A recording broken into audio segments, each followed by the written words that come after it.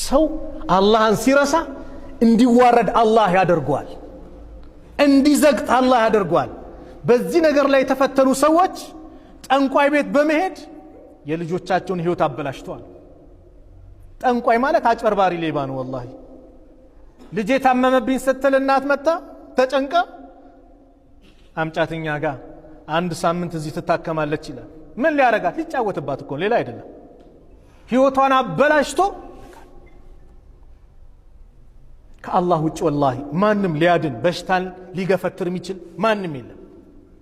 ልጅ ተቸገረን ይሉና እስቲ አንዱ አባባ የሚባሉ ወልይ ያሉ እነሱ ጋር ሄዱ ይባላል። ወልይ አባባ ነው የሚባሉ እንጂ ማንም ደፍሮ ጠንቋይ አይልም። ራሱ ጠንቋዩ እኔ ጠንቋይ ነኝ፣ እኔ አዋቂ ነኝ ይላል፣ እኔ እንትን ነኝ ይላል። አጭበርባሪ ነው። ወልይነትን እኛ አንክድም። ወልይ ሁለት አይነት ወልይ አለ። ወልዩ ረህማን የአላህ ወዳጆች አሉ፣ ወልዩ ሸያጢን የሸይጣን ወዳጆች አሉ። የአላህ ወዳጆች ማለት እንኳን ስላንተ ነገ እንዲህ ትሆናለህ እንደዚህ ይከሰታል ሊናገሩ ይቅርና ስለ ራሳቸው ምንነት እንኳን አያውቁም። ማን? የአላህ ስብሓነሁ ወተዓላ ወዳጆች። የሸይጣንስ? የሸይጣን ወዳጆች ደግሞ እያንዳንዱን ነገር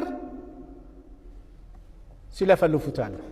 ጎረቤትሽ እንዲህ ናት፣ ባለቤትሽ እንደዚህ ነው፣ እንደዚህ ስራ ቦታ ላይ እንቅስቃሴ እንዲያደርግብህ እከሌ ነው። ማህበረሰቡን ምን ያደርጉታል?